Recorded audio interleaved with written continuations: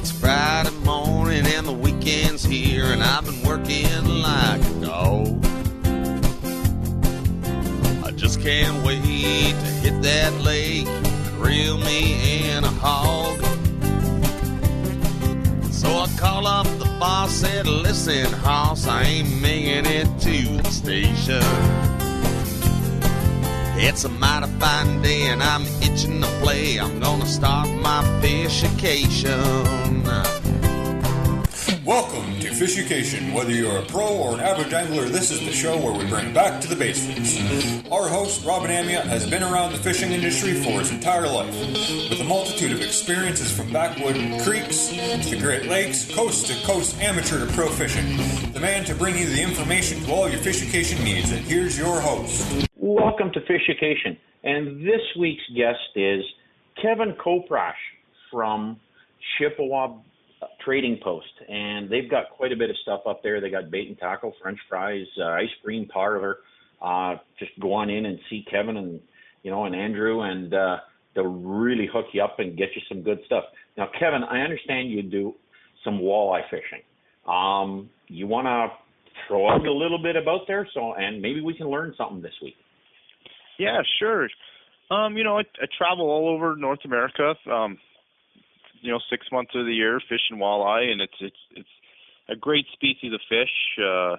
Being able to go pretty much anywhere in North America and catch the exact same species of fish, and being that we live here in Northern Ontario, we kind of have that great exposure right here in our backyard. So. Well, let's face it, walleye for Northern Ontario is probably the number one targeted sport and game fish around. I know the other species are out there. You got pike and muskie and bass and sturgeon and salmon and trout, but definitely I think walleye's probably up there for the number one that people are going out for. Now, yeah. I know you go down into the States and you fish tournaments, and I'm pretty sure you fish some of the tournaments locally also. But when you're going out there and just going out for yourself, you want to go out and just have a feed of them. What are some of the things you're going to do different fishing for yourself as opposed to when you're in a tournament when money's on the line? Well, fishing for fun, just to go out and catch a meal is kind of what I really, really enjoy doing. It's getting back to the roots, and it's a lot of fun just to go out and, not have any pressure, and you go out and you pull some worms around and right on our home water here is Ste.Mary's River, and it's loaded with fish. We're really blessed to be on such a water system, and it's just go out and drag some worms on bottom and catch some fish. Okay, so now we got listeners that are listening to the show. Okay, you're going to fish the Ste.Mary's River. Let's throw out a few tips that the average guy can go out and maybe get himself and his family a meal. Yeah, my favorite tactic on the Ste.Mary's River is they make a size 6. Northland makes a size 6 chartreuse green spinner blade, and it's basically a couple beads, green beads, and a green blade, and it's a worm harness, and you clip a crawler on it, and you clip that onto a bottom bouncer, and you just plunk that over the side of the boat until it hits bottom, and you literally just drag that until you feel the bite. And for some reason, that seems to be one of the most dominant baits right here in the Ste.Mary's River. So we're going to do a bit of bottom bouncing, and what kind of depth of water are we looking at? We're looking anywhere, midsummer. They're in transition mode, so you're looking anywhere from 12 to 18 feet of water. Okay, and we got 12 feet, 18 feet of water now. Ste.Mary's has got a pretty good strong current. So are we going against the current? We going with the current or cutting across? If you're in a big opening, such as Lake George or Little Lake George or whatever, that's really cutting across or going with or without. It doesn't seem to really make a huge difference. Now, if you're in the river itself, where it kind of narrows and you feel the heavy current, generally going with the current is the most productive way to catch them. Okay, now, you guys are in Sault Ste. Marie. I know you're up on Great Northern Road. You're up on the north side there. Would you recommend anywhere, like I know the Holiday Inn, like in the fall, people go down just at the boardwalk and they're catching salmon down there. How close out of the city can somebody go down the river and start catching walleye? To be honest, you can catch fish right offshore downtown, or you can, run 20 miles downriver in a boat and catch fish. It's just that our whole river system we live on here is just basically loaded from, the Superior Locks all the way up to Lake Huron. So in midsummer, they're up in our water systems feeding, so it's pretty loaded up full of fish. Okay, and what would you say would be, like, if somebody's going out, what's the average size they can look at? The average size for walleye in our river system, it kind of changes every year. Last year we had a huge group of 15 to 18 inch fish come in, which was good to see because that shows that our river fishery is expanding and it's reproducing. Now there are them 8 to 12 pounders out there. It's just they're quite educated fish, and they've seen a few worm harnesses bounce in front of their nose before, so they're a little bit tougher to catch, but they are out there. And then the group of the 3 to 5 pounder, the good eating fish, there's a very substantial group of them out who residentially live in our river system, so they're out there as well. But as far as migrating fish coming from Lake Huron, we're starting to see a lot of 14 to 18 inchers. Okay, so like, you can go out, and what would be a good day for you? Like, how many fish would you pick up in a full day? On a good day, because there's so many variables, a good day, generally we go out and you try to get your limit, which, 4 fish. So we're trying to, the good eating fish is from 18 to 20 inches. And if you can fill your limit and your buddy's limit that's with you, you're doing pretty good. Okay, awesome. Well, we're coming up on 6 minutes here, and most of our segments are 6 minutes long. Well, Kevin, I'd really like to thank you for being on the show. And, we did learn a few things about the Ste.Mary River. And, not only are you a tournament fisherman, but you're out there just to have fun with the sport. And, I know that anybody that's listening can give you guys a call at your store, and you'd be more than happy to point them in the right direction and point them out for their baits and, give them some pointers and give them some maybe generalized areas of where they can go and get some fish, like Lake George, Little Lake George, or right there up closer to Sault Ste. Marie, right in the St. Mary's River. So I really want to thank you for coming on, and, we'll have you back on a little bit later in the year, and hey, we'll get some reports and how you're faring out on the walleye trail this year. Sounds good. It was a pleasure to talk to you, and I'd love to answer any questions anyone had. Sounds good. Okay. Thank you very much, Kevin. Thank you. Okay. The answer is revealed throughout evolution. Bass instinctively and aggressively attack egg-robbing turtles. The question is, what took so long to make the lure? Bombshell turtle, your missing link to catching more and bigger fish.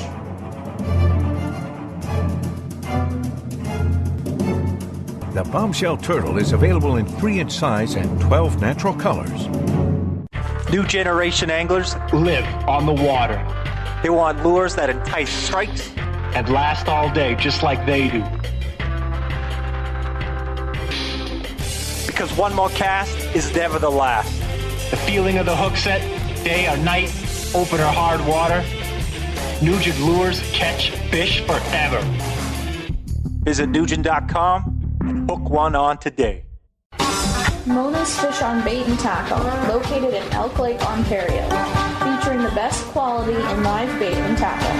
Give them a call at 1-705-678-1155. Again, that's Mona's Fish on Bait and Tackle, 1-705-678-1155 in Elk Lake, Ontario.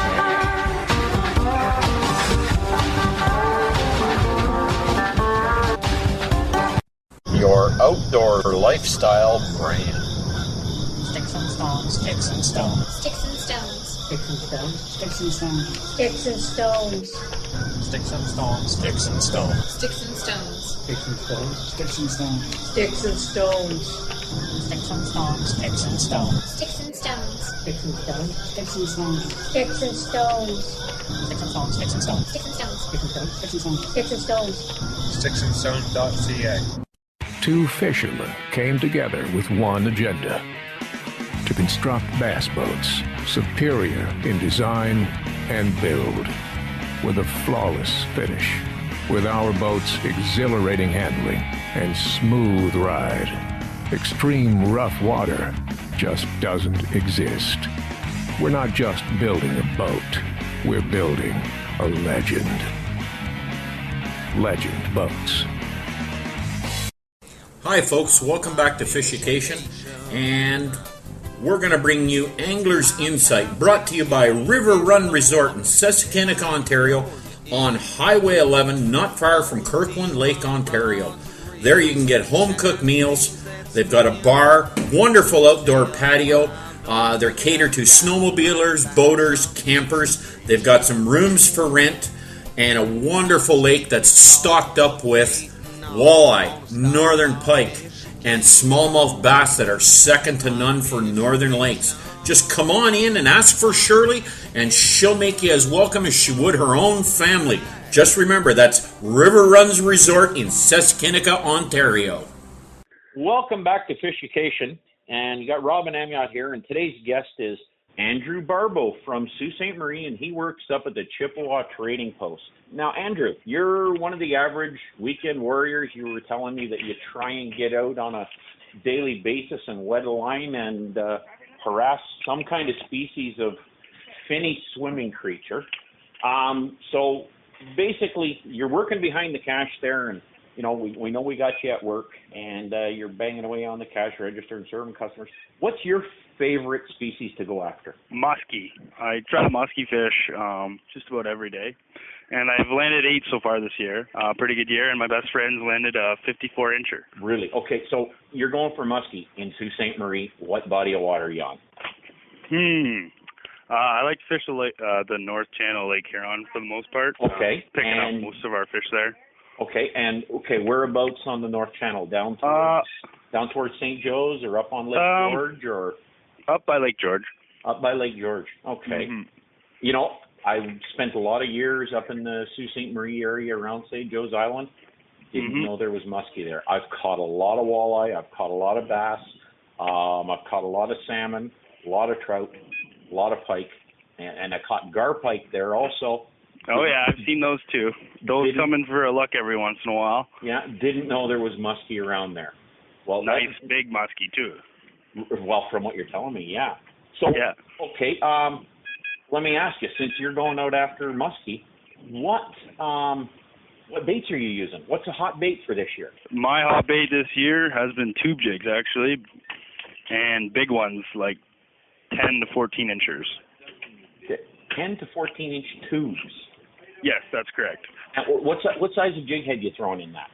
I get my tubes from Muskie Innovations or at October Baits, and their tubes are already rigged up for muskie fishing. So I think there's a 1.5-ounce piece of lead with some hooks in it. Okay, and then you go up to the 14-inch tubes, and they run about 6-7 ounces. So you need a heavy action rod, and you need big heavy line. Like what pound test? Lures. I'm pretty sure you're throwing braid, but what are you running, like 60, 70 pound test braid? Yeah. Well, on my top orders, my bucktails, they run about 50 or 60, and then on for rubbers and other things, I run about 70, 80 pound. Okay. Now, so if somebody was listening to the show and they want to go out for muskie, and they want to go out on Lake George, which is part of the North Channel and the St. Mary's River, and they want to get out for muskies, without giving away all your secrets, give us a hot color. White. Actually, this year, everything, I got 7 of my 8 fish have been on a predominantly white lure, and more particularly the tube I've been using, I caught 4 on it, is a Cisco pattern. Okay. Now, have you noticed between last year and this year that color has made a big difference? Yeah, last year, around this time, I was hitting everything on darks. Root beer and black were good. Okay. Well, the reason I bring that up is because I just fished the bass tournament.